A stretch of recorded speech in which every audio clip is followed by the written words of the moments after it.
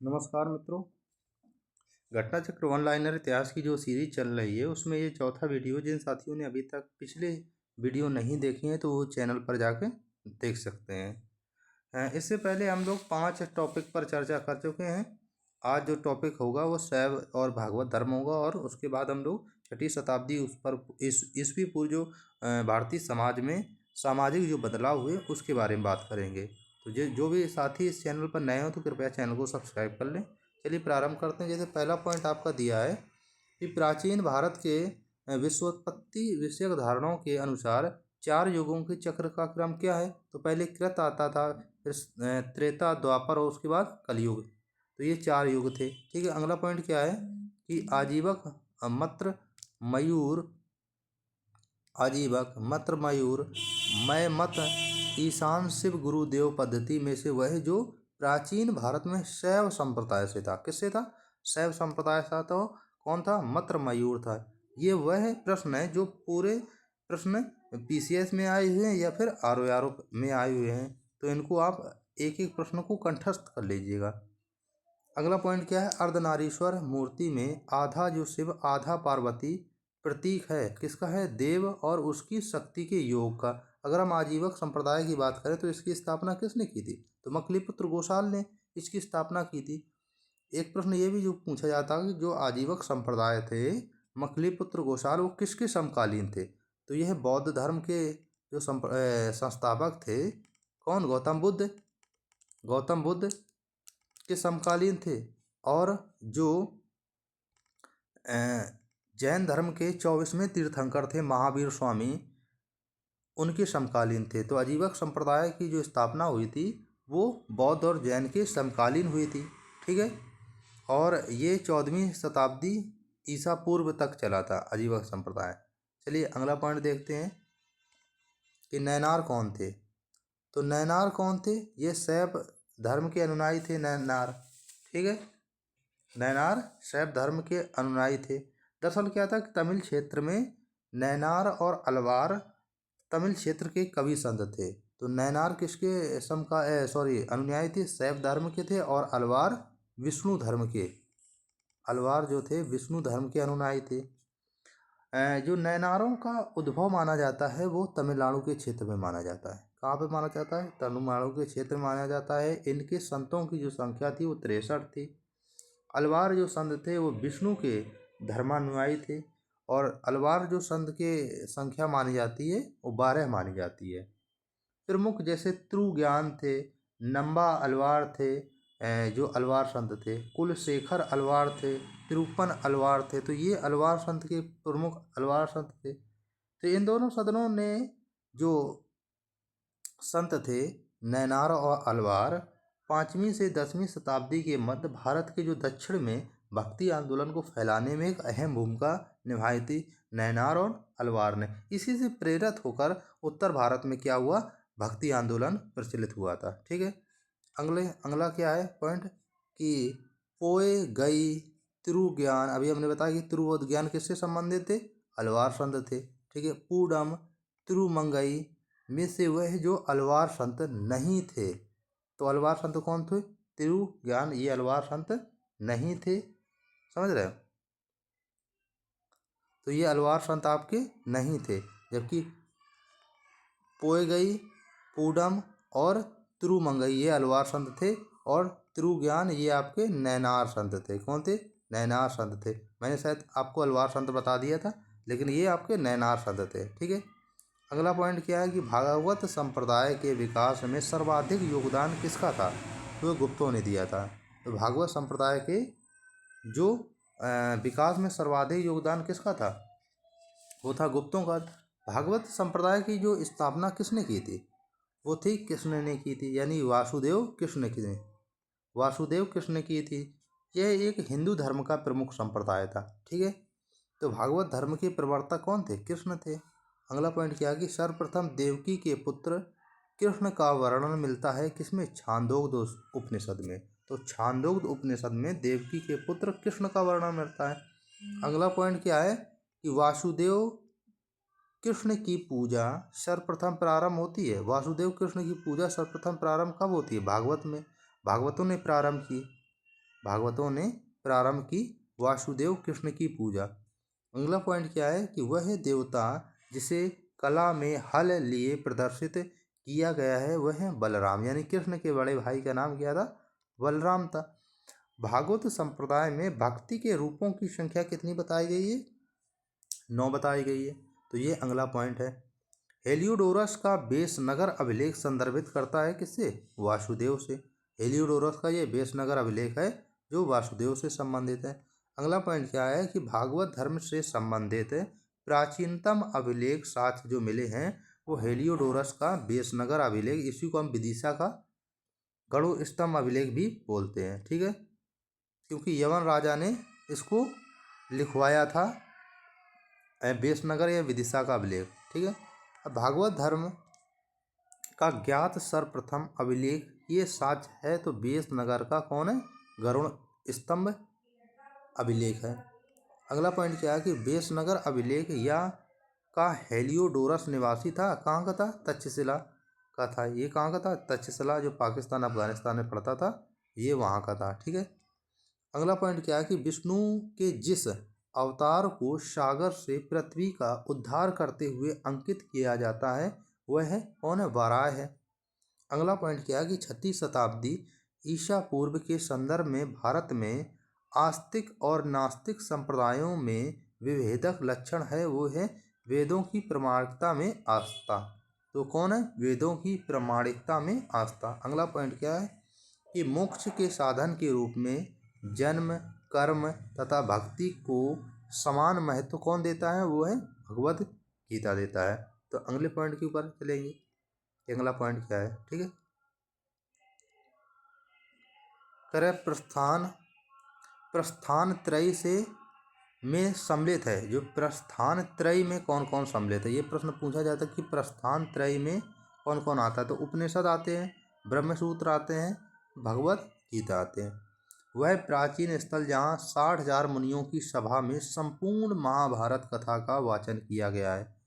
60,000 मुनियों की सभा में संपूर्ण महाभारत का वाचन किया। नैमिषारण, नैमिषारण यूपी में सीतापुर जिले में पड़ता है। कहाँ पर पड़ता है? सीतापुर जिले में पड़ता है नैमिषारण। ठीक है, अगला पॉइंट क्या है कि रामायण का वह कांड जिसमें राम और हनुमान की पहली भेंट का वर्णन मिलता है वह है किष्किंधा कांड। तो किष्किंधा कांड में इसका वर्णन मिलता है।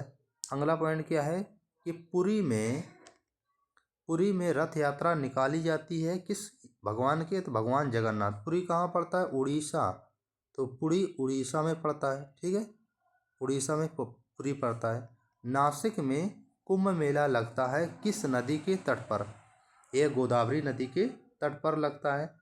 भारत में 4 जगहों पर कुंभ मेले का आयोजन होता है। पहला अगर हम देखें 2025 में प्रयागराज में, दूसरा पहला प्रयागराज में। तो ये प्रयागराज में किस नदी के तट पर लगेगा? ये गंगा यमुना और सरस्वती नदी के संगम पर लगेगा।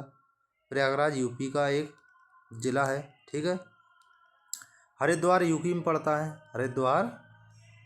हरिद्वार उत्तराखंड में पड़ता है। यहाँ पर किस नदी के तट पर लगता है? तो वह गंगा नदी के तट पर। तो गंगा नदी के तट पर लगता है। उज्जैन एमपी महाकाल की नगरी। उज्जैन किस? शिप्रा नदी के तट पर। तो शिप्रा नदी के तट पर उज्जैन में लगता है महाकुंभ। और नासिक आपने पढ़ा कि नासिक में गोदावरी नदी के तट पर महाकुंभ का मेला लगता है। ठीक है, तो महाकुंभ 4 जगह लगता है भारत के। कहाँ कहाँ पे? प्रयागराज, हरिद्वार, उज्जैन और नासिक। अब एक तरफ धर्म दिए हैं, दूसरी तरफ पवित्र स्थल दिए। जैन धर्म का पवित्र स्थल क्या माना जाता है? पावापुरी माना जाता है, क्योंकि यहाँ पर महावीर स्वामी का क्या हुआ था? महापरिनिर्वाण प्राप्त हुआ था। ठीक है, पावापुरी में। हिंदू धर्म का जो पवित्र स्थल कौन माना जाता है? वाराणसी माना जाता है। इस्लाम धर्म का कौन माना जाता है? मदीना माना जाता है। और ईसाई धर्म का क्या माना जाता है? Vatican city.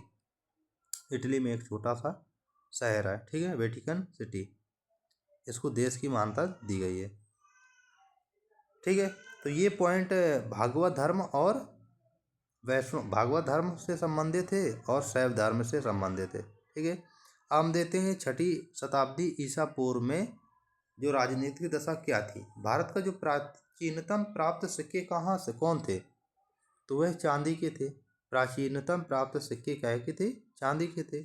एक तरफ दिया गया है राजा, दूसरी तरफ राज्य दिए गए। ये सभी प्रश्न जो है RO हुआ और PCS की परीक्षा में आए हुए प्रश्न है। तो एक एक करके हम देख ले। जैसे राजा एक तरफ दिया है और दूसरी तरफ राज्य दिया है। तो अवंती के राजा कौन थे? चंड प्रद्योग थे। ठीक है, अवंती के राजा कौन थे? चंड प्रद्योग थे। और अवंती स्थान कहाँ पड़ता था? उज्जैन में पड़ता था। उज्जैन इसकी राजधानी थी। तो अब अवंती की राजधानी कौन थी? उज्जैन थी। ठीक है, अवंती की दो राजधानी था, उज्जैन एक माहिष्मती। तो माहिष्मती, तो अवंती की दो राजधानियां थी, माहिष्मती और उज्जैन। उदयन कहाँ के राजा था? वत्स के वत्स के राजा थे।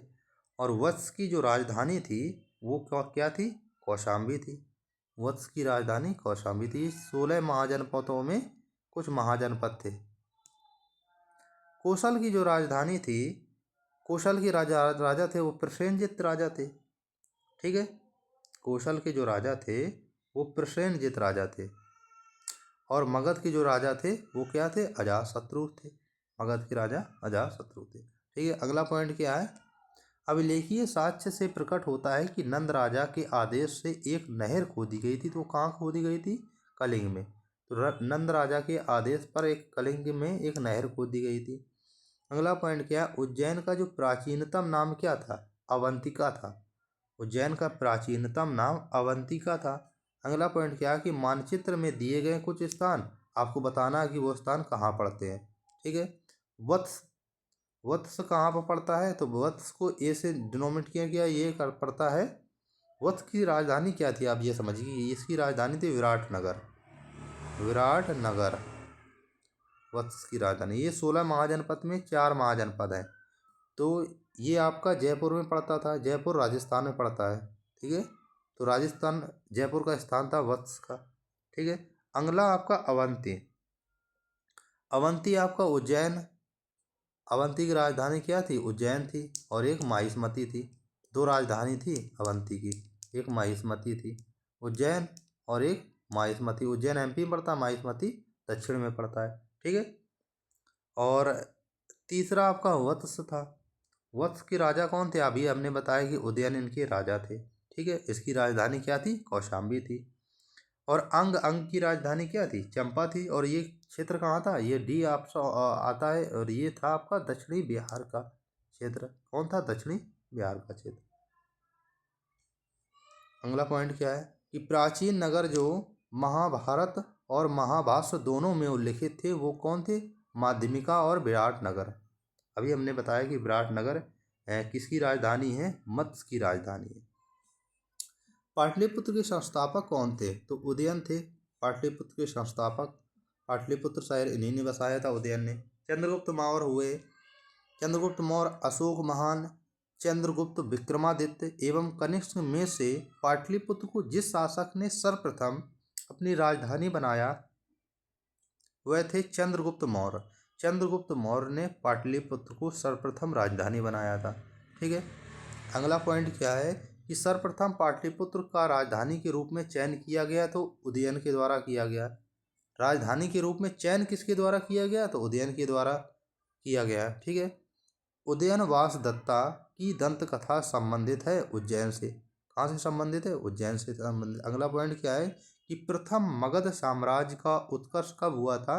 तो प्रथम मगध साम्राज्य का उत्कर्ष जो 6ठी शताब्दी ईसा पूर्व में हुआ था। ठीक है, अगला पॉइंट क्या है? गंधार, कंबोज, काशी, मगध में से वह जो ईसा पूर्व 6ठी शताब्दी में प्रारंभ में भारत का सर्वाधिक शक्तिशाली नगर था वह था काशी। कंबोज और गंधार ये आपके पाकिस्तान और अफगानिस्तान के क्षेत्र में पड़ता है। काशी आपके उत्तर प्रदेश में पड़ते हैं। मगध भी आपका बिहार में पड़ता था। ठीक है, अगला पॉइंट क्या है कि शाक्य, लिच्छवी एवं यौधेय में से प्रारंभिक गणतंत्र में नहीं था। तो वो कौन था? यौधेय नहीं था। कौन था? प्रारंभिक गणतंत्र में यौधेय नहीं था, शाक और लिच्छवी थे। अगला पॉइंट क्या है? विश्व का पहला गणतंत्र वैशाली में स्थापित किया गया था लिच्छवी द्वारा। तो विश्व का पहला जो गणतंत्र वैशाली द्वारा स्थापित किया गया था। ठीक है, विश्व का पहला गणतंत्र वैशाली में स्थापित किया गया था, लक्ष्मी द्वारा स्थापित किया गया था। ठीक है, अगला पॉइंट क्या है कि पार्श्वनाथ किस धर्म से संबंधित थे? जैन धर्म से संबंधित थे। ये 23वें तीर्थंकर थे जैन धर्म के। पहले कौन थे? ऋषभदेव थे, और 24वें पार्श्वनाथ महावीर स्वामी थे। बिंदुसार किस धर्म से किस वंश से संबंधित थे? तो ये मौर्य वंश से संबंधित थे। स्कंद गुप्त वंश से संबंधित थे। चेतक लिच्छवी के थे। समझ रहे? अगला पॉइंट क्या है कि 16 महाजनपदों की सूची जिन प्राचीन ग्रंथों में मिलती है वे है अगुंतर निकाय और भगवती सूत्र। आपको पता होना चाहिए कि भगवती सूत्र जैन धर्म से संबंधित है, जैन धर्म का ग्रंथ है, और अगुत्तर निकाय बौद्ध धर्म का है। ठीक, अगला पॉइंट क्या है? महाभारत के अनुसार उत्तरी पांचाल की राजधानी स्थित थी अहिच्छत्र में। तो उत्तरी पांचाल की राजधानी कौन थी? अहिच्छत्र में। 16 महाजनपदों में के युग में मथुरा की राजधानी कौन थी? सूरसेन थी। तो 16 महाजनपदों में मथुरा की राजधानी आपकी सूरसेन थी। चंपा की राजधानी हमने बताया था, अंग की राजधानी चंपा थी। 6ठी शताब्दी ईसा पूर्व में जो शक्तिमती राजधानी थी चेदी की। तो चेदी कहाँ पड़ता था? ये आपका पड़ता था बुंदेलखंड क्षेत्र में। तो बुंदेलखंड क्षेत्र में चेदी पड़ता था, उसकी राजधानी शक्तिमती थी। कह रहा कि गोदावरी नदी के तट पर स्थित महाजनपद था अशमक था, इसकी राजधानी पोठन थी। क्या थी? पोठन, अशमक की राजधानी। ये कहाँ पर था? ये आपका महाराष्ट्र में पड़ता था। मगध की प्रारंभिक राजधानी कौन थी? राजगृह या गिरिब्रज? राजगृह या गिरिब्रज? गिरिब्रज, राजगृह, पाटलिपुत्र तथा कौशाम्बी में से वह जो मगध साम्राज्य की राजधानी नहीं रहा। तो मगध राज्य की राजधानी कौशाम्बी नहीं रहा। प्राचीन श्रावस्ती नगर विन्यास है अर्धचंद्राकार। कैसा है? अर्धचंद्राकार है। अगला पॉइंट क्या है कि मगध का प्रारंभिक शासक जिसने राज्यारोहण के लिए अपने पिता की हत्या की एवं स्वयं इसी कारणवश अपने पुत्र द्वारा मारा गया है, वो है अजातशत्रु। अगर हम देखें अजातशत्रु, ठीक है, अजातशत्रु के वंश का नाम हर्यक वंश था। हर्यक वंश को ही हम हंत्रावश के नाम से जानते हैं। तो क्योंकि ये अपने पिता की हत्या करके ही शासक बने हैं। अगला पॉइंट क्या है? अगला पॉइंट है कि मालवा क्षेत्र पर मगध की सत्ता का विस्तार हुआ है शिशुनाग के शासनकाल में। तो मालवा क्षेत्र पर जो मगध की सत्ता का विस्तार हुआ है तो शिशुनाग के शासनकाल में हुआ है। अगला पॉइंट क्या है कि नंद वंश के पश्चात मगध पर शासन किया था मौर्यों ने। तो मौर्य राजवंश ने नंद वंश के पश्चात मगध का शासन किया था। अगला पॉइंट क्या है? राजा नंद का उल्लेख करने वाला अभिलेखी प्रमाण कौन सा है? खारवेल का हाथी गुम्फा अभिलेख है। तो राजा नंद का उल्लेख करने वाला अभिलेखी प्रमाण है खारवेल का हाथी गुम्फा अभिलेख। अगला पॉइंट क्या है कि मगध पर शासन करने वाले राजवंशों का कालक्रम है हर्यक वंश, नंद वंश, मौर्य वंश और शुंग वंश। तो यह है मगध पर शासन करने वाले राजवंश का क्रम। पहले हर्यक वंश आया, फिर नंद वंश, फिर मौर्य वंश, फिर शुंग वंश। अगला पॉइंट क्या है? मगध का सम्राट जो अपरो परशुराम के नाम से जाना जाता है वो है महापद्मनंद। तो महापद्मनंद अपने आप को अपरो परशुराम के नाम से कहता था। अगला पॉइंट क्या है? सही कथन क्या है? विश्व के सभी भागों में ईसवी पूर्व 6ठी शताब्दी एक महान धार्मिक उथल पुथल का काल था। वैदिक धर्म बहुत जटिल हो चुका था। ठीक है, अगला पॉइंट क्या है? गौतम बुद्ध के समय का प्रसिद्ध जो वैद्य जीवक कौन था? बिम्बिसार के दरबार में था। कौन था? गौतम बुद्ध के समय प्रसिद्ध वैद्य जीवक संबंधित था। कौन था? जीवक किससे संबंधित था? बिम्बिसार के दरबार से संबंधित था। काल्पी नगर जिस नदी के तट पर है वह है यमुना नदी। काल्पी जो शहर है जालौन का एक शहर है, जालौन एक जिला है, उसका एक शहर का नाम कौन है? काल्पी। सुमेलित कीजिए। और जालौन किस लिए एक जिला एक उत्पाद जो 2018 में योजना आई थी, उस किस एक वस्तु के लिए या एक प्रोडक्ट के लिए फेमस है? तो हस्तनिर्मित कागज के लिए जालौन फेमस है। सुमेलित करना कि उत्तर प्रदेश के प्राचीन जनपद हैं उनकी राजधानियाँ हैं। तो कुरु की राजधानी क्या है? इंद्रप्रस्थ थी। पांचाल की राजधानी अहिछत्र थी। कोसल की राजधानी साकेत थी। और वत्स की राजधानी हमने बताया कौशाम्बी। तो ये 2 टॉपिक आज हमने कवर करिए। कल हम यूनानी आक्रमण के बारे में बात करेंगे। अगर आपको अगर आपको कंटेंट अच्छा लगा हो तो चैनल को लाइक करें, शेयर करें और सब्सक्राइब करें। धन्यवाद।